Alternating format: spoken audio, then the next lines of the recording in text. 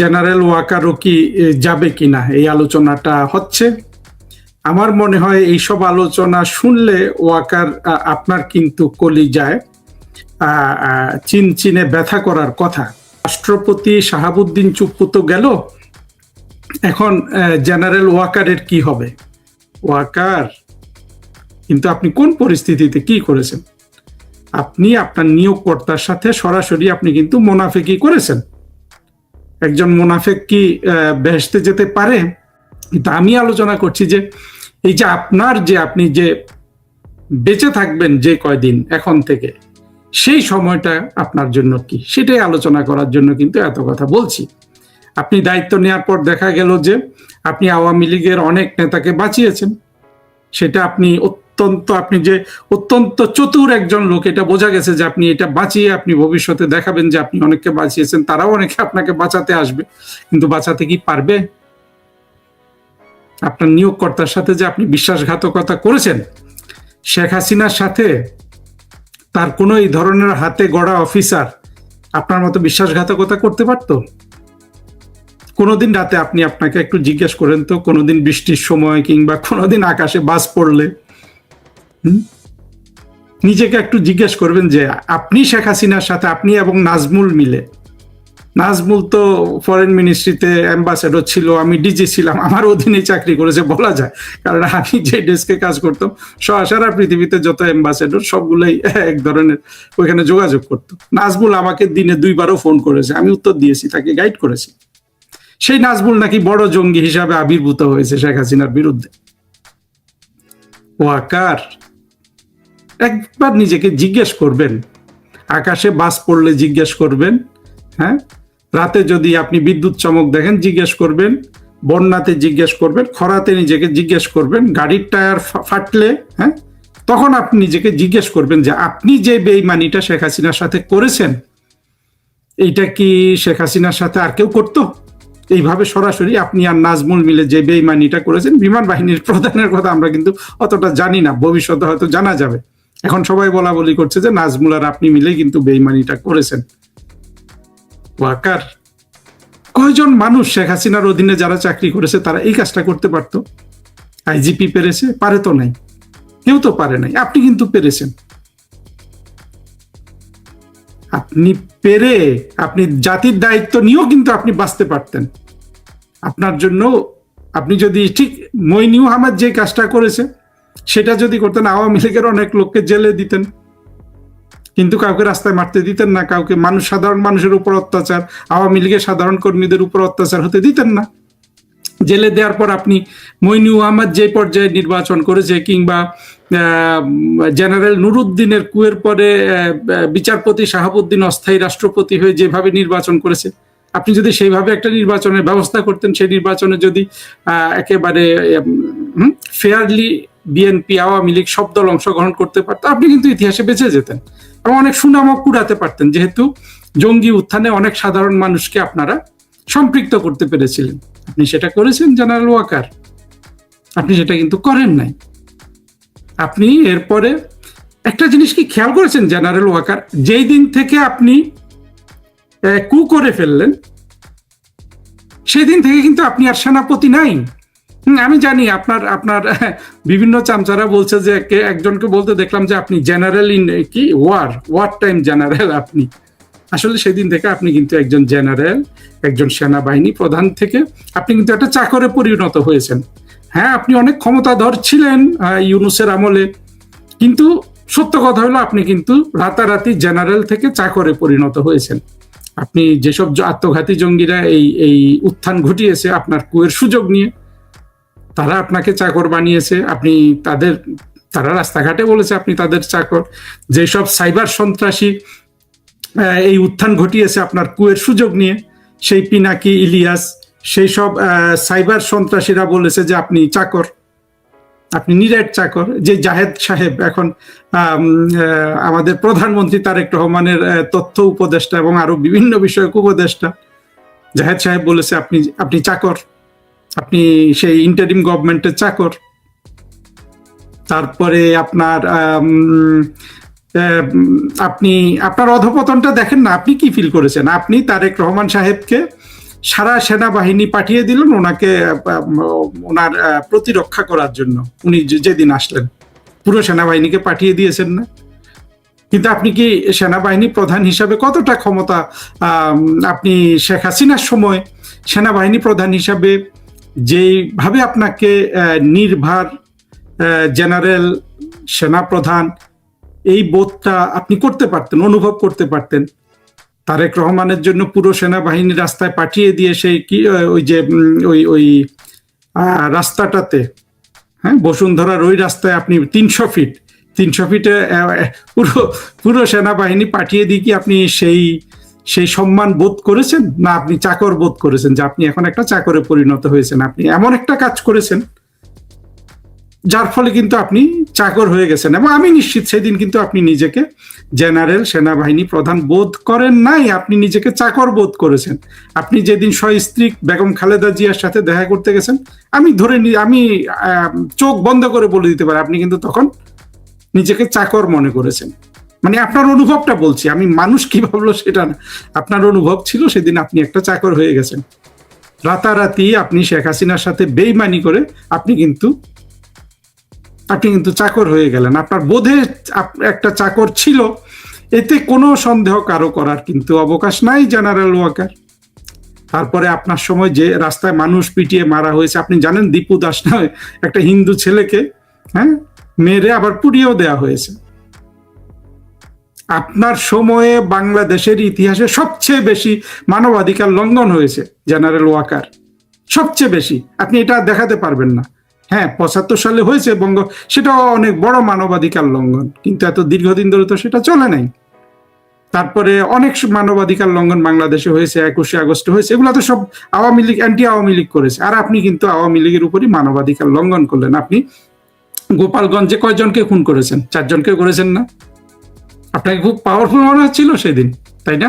আপনি অনেক powerful general. গোপালগঞ্জে 4 জন খুন করে আপনি ইউনূসের ফেভারিট হইতে চাইলেন, তারেক রহমানের ফেভারিট হইতে চেয়েছেন না? তারপরে দেখেন জেনারেল ওয়াকার, শেখ হাসিনার সময়ে যাকে আপনি ফেলে দিলেন, যেই মনিবের, হ্যাঁ, যেই হাত থেকে আপনি ভাত খেয়েছেন, হ্যাঁ, সেই হাতে কিন্তু আপনি পায়খানা করে দিয়েছেন। কত নিম্নমানের ইতর আপনি! সেই হাতে আপনি পায়খানা করেছেন, প্রস্রাব করেছেন, তাই না ওয়াকার? কিন্তু এটা করে যদি আপনি নিজেকে ওয়াকার জেনারেল ভাবতে পারতেন, আপনার যদি সেই বোধ, মানে আপনি অনুভব করতেন যে না এবার আমি জেনারেল হলাম, আমি সেনাবাহিনী, সেটাও পারেন। আপনি তো পরবর্তীতে আপনি চাকর বোধ করতে শুরু করেছেন নিজেকে, জঙ্গিদের চাকর, ইউনূসের চাকর, হ্যাঁ, এমনকি ডাস্টবিন শফিক তারও চাকর বোধ করেছেন আপনি, করেন নাই? এখন তারেক রহমানের চাকর, এখন আর আপনি কি করেছেন? আপনি শেখ হাসিনার যে অর্থনৈতিক উন্নয়ন 7%, 6%, 6.8% যে গড় জিডিপি, সেটাকে কি হয়েছে জানেন? এই যে গত যে 2025-26 অর্থ বছরের শেষ কোয়ার্টারে, অর্থাৎ লাস্ট 4 মাসে, মার্চ, এপ্রিল, মে, জুন, কত বাংলাদেশের জিডিপি প্রবৃদ্ধি? 2.2%। 2.2% মানে কি? অলমোস্ট বাংলাদেশের মানুষের যে প্রবৃদ্ধি, অর্থাৎ জনসংখ্যার বৃদ্ধির হারের সমানে জিডিপি নেমে এসছে 6.8 থেকে 2.2। এর জন্য কে দায় নিবে? ইউনূস নিবে না, কারণ ইউনূসকে তো আমরা সন্ত্রাসী হিসাবেই চিনি, বিশ্ববাটপার হিসাবে চিনি। ইউনূস এসে ডাকাতি করে চলে গেছে, ইউনূস এসে ধ্বংস করে চলে গেছে। আপনি তো রাষ্ট্রের একটা পথ ধরে রেখেছেন ওয়াকার। ইউনূস আসতে পেরেছে কারণ আপনি কু করেছেন, ইউনূস লুটপাট করতে পেরেছে কারণ আপনি কু করেছেন, জঙ্গি সন্ত্রাসীরা বাংলাদেশ দখল করতে পেরেছে কারণ আপনি কু করেছিলেন। আপনার কুয়ের অপরাধ কি আপনি হিসাব করেন জেনারেল ওয়াকার? আমি শুনেছি আপনি সূরা ইয়াসিন পড়ে রাতে ঘুমাতে যান, কিন্তু এগুলা কি আপনি ভাবেন? যে দেশটার অর্থনৈতিক প্রবৃদ্ধি 6.8% ছিল, হ্যাঁ, কোভিডের পরেও 7-8%, 8% পর্যন্ত হয়ে গিয়েছিল, সেই দেশের আজকে জিডিপি প্রবৃদ্ধি 2.2%। সেই দেশে কত মানুষ মারা গেছে আপনার কুয়ের পরে, কত মানুষকে রাস্তায় পিটিয়ে মারা হয়েছে, কত মানুষকে ঘর বাড়ি ছাড়া করা হয়েছে, মুক্তিযুদ্ধের যে স্মৃতিচিহ্ন ধ্বংস করা হয়েছে, এগুলোর জন্য কে দায়ী থাকবে ওয়াকার? কে দায়ী থাকবে? ইউনূস দায় নিবে? ইউনূস তো চুরি করে চলেই গেছে, ধ্বংস করে আবার হয়তো রাষ্ট্রপতি হিসেবে ফিরে আসবে শুনছি। আসুক না আসুক, ইউনূস তো দায়ও নিবে না। ইউনূসের জন্য কিন্তু বড় বড় আব্বারা বসে আছে বিদেশে, তাকে আপনাকে দিবে। যেই ডোনাল্ড লুর ধমক খেয়ে আপনি কু করেছেন, ডোনাল্ড লু আপনাকে পাত্তা দিবে? এখন দিবে? আপনাকে এখন চাকর মনে হচ্ছে না নিজেকে? এখন যে সারা বাংলাদেশের মানুষ ভাবছে যে হ্যাঁ চুপ্পু গেছে, এখন ওয়াকার কখন যায়, তখন আপনার নিজেকে চাকর মনে হচ্ছে না?